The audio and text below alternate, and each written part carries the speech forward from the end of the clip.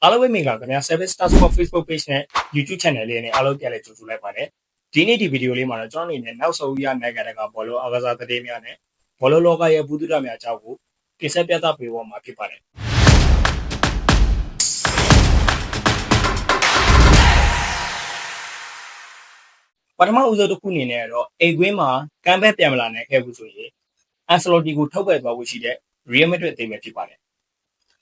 Real Madrid အသင်းဟာသူတို့အသင်းရဲ့နီးပြကာလော့အက်ဆလိုတီကိုယခုနှစ်ဘောလုံးရသည်လာလီဂါဖလားနဲ့အိမ်ကွင်းမှာအာဆင်နယ်အသင်းကိုထပ်မံရှုံးပွဲတွေ့ပြီး UEFA Champions League ကထွက်ခဲ့ရရင်ယာဒီကုံအသင်းကနေထုတ်ပယ်သွားဖို့ရှိနေပါတယ်။သူ့အနေနဲ့ပြီးခဲ့တဲ့ဘလက်ဇီယာနဲ့ပွဲမှာမရှုံးသေးပဲရှုံးပွဲတွေ့သွားခဲ့တာကြောင့်ဇီယာထိတ်ကဘာစီလိုနာအသင်းနဲ့၄မှတ်အထိကွာဟသွားပြီးလာလီဂါဖလားကိုရရှိဖို့အနည်းငယ်ဝေးသွားတဲ့အပြင် UEFA Champions League ပြိုင်ပွဲမှာလည်းအာဆင်နယ်ကိုဂိုးပြတ်ရှုံးနေခဲ့တာကြောင့်အကယ်၍များဒီဆုနှစ်ခုလုံးကိုမရရှိခဲ့ပါက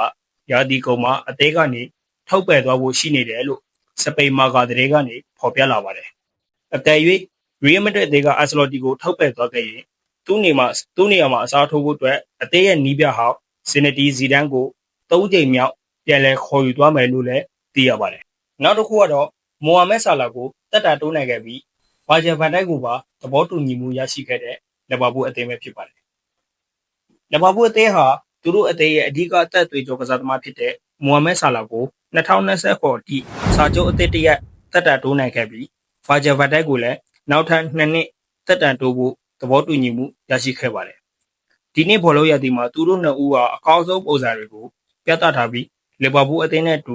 ဒုတိယအကြိမ်မြောက်ပရီးမီးယားလိဖလားကိုရရှိဖို့အရန်နီးစပ်တဲ့အနေအထားတွေလည်းဖြစ်ပါတယ်။လီဗာပူးအသင်းအနေနဲ့သူတို့နှစ်ဦးကို2နှစ်သက်တမ်းစာချုပ်အသစ်ချုပ်ဆိုခဲ့ပြီးမိုဟာမက်ဆာလာဟာစာချုပ်အသစ်မှာတပတ်လောက်လစာအနေနဲ့ပေါင်4သိန်းထိရရှိသွားမှာဖြစ်ပြီးဗာဒိုင်းအနေနဲ့ကတော့စာချုပ်အသစ်မှာလက်မှတ်ထိုးဖို့သာကြာရှိပါတော့တယ်။နောက်တစ်ခုအနေနဲ့တော့ယခုနှစ်ဘောလုံးရသည်ပြီးအသင်းရဲ့ဂန္ဓဝင်ကျောင်းနံပါတ်ကိုဝတ်ဆင်သွားဖို့ရှိတဲ့လက်မိုင်းရမယ်ပဲဖြစ်ပါတယ်။ဘာစီလိုနာအသင်းရဲ့အဓိကလူငယ်ကစားသမားတစ်ဦးဖြစ်တဲ့လက်မိုင်းရမယ်ဟာယခုနှစ်ဘောလုံးရသည်ပြီးနောက်ရာသီမှာအသင်းရဲ့ဂန္ဓဝင်ကျောင်းနံပါတ်တစ်ခုဖြစ်တဲ့နံပါတ်30ကိုဝတ်ဆင်သွားမယ်လို့စပိန်သတင်းတွေမှာဖော်ပြလာပါတယ်။လက်ရှိကျောင်းနံပါတ်30ပဲရှင်အန်ဆူဖာတီဟာယခုနှစ်ဘောလုံးရသည်ပြီးဘာစီလိုနာအသင်းကနေထွက်ခွာသွားဖို့ရှိနေပြီးသူထွက်သွားရင်လစ်လပ်နေတဲ့ကျောင်းနံပါတ်30နေရာမှာယခုလက်ရှိအသင်းရဲ့အားအထားရဆုံးလူငယ်ကစားသမားလက်မိုင်းရမယ်ကိုပေးအပ်ဖို့လဲဘာစီလိုနာအသင်းကဆုံးဖြတ်ထားပါတယ်။ဘာစီလိုနာရဲ့ကျောင်းနံပါတ်30ဆိုတာအသင်းရဲ့အကြီးမားဆုံးနဲ့အောင်မြင်မှုအများဆုံးလီယိုနယ်မက်ဆီတို့ရိုနာဒီဟိုတို့လိုကစားသမားတွေဝတ်ဆင်ခဲ့ကြတဲ့နံပါတ်ဖြစ်တာကြောင့်လက်မိုင်းရမယ်ဟာဒီကျောင်းနံပါတ်နဲ့သူဘယ်လောက်ထိစွမ်းဆောင်ပြသွားနိုင်မလဲဆိုတာစောင့်ကြည့်ရမှာဖြစ်ပါတယ်။နောက်ဆုံးတစ်ခုအနေနဲ့တော့အသင်းသမိုင်းတွင်အဆိုးရွားဆုံးဂိုးသမားဖြစ်သည်ဟုပြောဆိုခဲ့တဲ့မာတစ်အားမန်ယူနိုက်တက်အသင်းမှာကစားခဲ့စဉ်ကဖလားတစ်လုံးမှမရရှိခဲ့ကြဘူးထောက်ပြပြီးဦးနနာလှောက်ပြမန်ချက်စတာယူနိုက်တက်အသင်းရဲ့ဂိုးသမားဦးနနာက၎င်းအားအသင်းသမိုင်းတွင်အဆိုးရွားဆုံးဂိုးသမားဖြစ်သည်ဟုပြောဆိုခဲ့တဲ့လိုင်ရဲကွင်းလေလူမာတစ်အားမန်ယူအသင်းတွေကစားခဲ့စဉ်ကဖလားမရခဲ့ခြင်းကိုထောက်ပြကပြန်လည်လှောက်ပြခဲ့ပါတယ်မန်ယူနိုက်တက်ဂိုးသမားဦးနနာကလိုင်ယော်သေးကအရန်ကောင်းတဲ့အသင်းပါဒါပေမဲ့ကျွန်တော်တို့အသင်းကသူတို့အသင်းထက်ပိုကောင်းတယ်လို့ကျွန်တော်ထင်ပါတယ်ဟုပြောကြားခဲ့သည်ဦးနနာ၏အဆိုပါမှတ်ချက်ကိုမာတစ်ကဦးနနာအနေနဲ့ဒီလိုပြောဖို့အတွက်တခုခုလောက်ပြထားဖို့လိုပါတယ်ကျွန်တော်လူတိုင်းကိုလေးစားပါတယ်ဒါပေမဲ့မန်ယူနိုက်တက်အသင်းသမိုင်းမှာအဆိုးရွားဆုံးဂိုးသမားတစ်ယောက်အနေနဲ့သူပြောတာကိုသတိထားဖို့လိုပါတယ်တကယ်လို့ဒီဂီယာပီတာရှမိုက်ကယ်ဗိုင်တာဆာတို့လိုကအခုလိုပြောခဲ့ရင်ဘာမှပြောစရာမရှိပါဘူးဒါပေမဲ့မန်ယူနိုက်တက်ရဲ့မော်ဒန်သမိုင်းမှာအဆိုးရွားဆုံးဂိုးသမားကပိုကောင်းတယ်လို့ပြောမယ်ဆိုရင်ပိုကောင်းကြောင်းပြထားနိုင်ဖို့လိုပါတယ်ဟုတုံ့ပြန်ခဲ့ပါတယ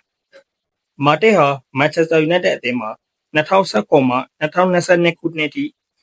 ကစားခဲ့ဘူးတော့လဲဖလားတစ်လုံးမှမရရှိခဲ့ပဲဦးနနာက200တီတွင် FA ဖလားတစ်လုံးရရှိထားခဲ့ပါတယ်ထို့ကြောင့်ဦးနနာကတခြားအသင်းကိုကျွန်တော်ဘယ်တော့မှမလေးမစားမလုပ်ဘူးပါဘူးလိုင်ယွန်နဲ့ပွဲကပိုခက်ခဲမှာပါအသေးပရိသတ်တွေခုံယူနိုင်အောင်ကျွန်တော်ကြိုးစားနေပါတယ်ကမ္ဘာအကြီးကျယ်ဆုံးကလပ်မှာကျွန်တော်ဖလားရဖို့ပေမဲ့တချို့ကတော့မရရှိခဲ့ပါဘူးလို့၎င်း၏ HRR ရေးသားဖော်ပြခဲ့ပါတယ်ဒီနေ့ဗီဒီယိုလေးကတော့ဒီလောက်ပါပဲဝင်ရောက်ကြည့်ရှုပေးတဲ့ညီကောင်မတယောက်ချင်းစီအားလုံးကိုကျေးဇူးများတင်ပါတယ်တင်းအနေနဲ့ ဘောလုံးဝဒနာပါတဲ့လူတရားဖြစ်လို့ရှိရင်ကျွန်တော်ရဲ့ Service Passport Facebook page နဲ့ YouTube channel လေးကို like နဲ့ subscribe လုပ်တာကိုမမေ့ပါနဲ့ဒီကနေ့တစ်စိကျွန်တော်အနေနဲ့နောက်ဆုံးရနိုင်ငံတကာဘောလုံးအကစားသတင်းများနဲ့ဘောလုံးလောကရဲ့ဘူးဒရများအကြောင်းကိုစင်စက်မပြတ်တင်ဆက်ပေးသွားမှာဖြစ်ပါတယ်အဲ့တော့နောက်ဗီဒီယိုမှာပြန်တွေ့ကြပါမယ်